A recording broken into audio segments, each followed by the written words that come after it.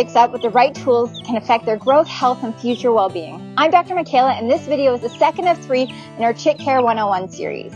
Today's video is a crash course in heat sources for chicks, and the Scuff Orpington and Americuna are going to help me. So let's get right into it. Baby chicks are born with down feathers, but they can't regulate their own temperature. In the wild, a mother hen would provide heat through their bodies, but we use supplemental heat.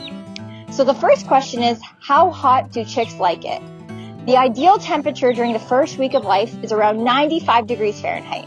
After that, the general rule is to reduce temperature by 5 degrees every week until the chicks are about 6 weeks of age. These guys are 2 weeks of age and are still under supplemental heat. At 6 weeks of age, chicks typically have the right feather coverage to stay warm, but this timeline may need to be extended depending on the temperature outside. But the best way to tell if your chick is comfortable with their temperature is to look at their behavior. If all of your chicks are huddled under a heat source and won't move away from it, then it's probably too cold. In this case, consider adding additional heat.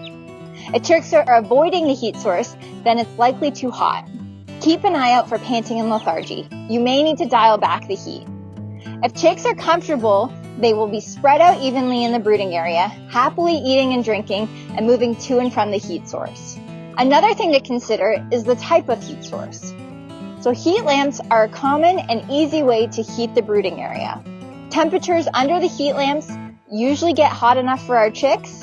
However, the biggest challenge with heat lamps is that they can be a fire hazard. So if you plan to use them, it's very important to hang them safely and check on them often. Another challenge with heat lamps is space. So to adjust the temperature of a heat lamp, you need to move the lamp either farther or closer to the chicks. This means you need to make sure your chicks have enough space to move away from that lamp in case it gets too hot. Another common heat source is a flat panel heater or a heating pipe. They possess less of a fire risk, but they usually heat a smaller area and likely don't get quite as hot as the heat lamps. The flat panel heaters that can be positioned parallel to the bedding will lose less heat than those sitting upright. The need for a heat source can depend on where you're raising your chicks, the size of your brooding area, and the number of chicks you are raising.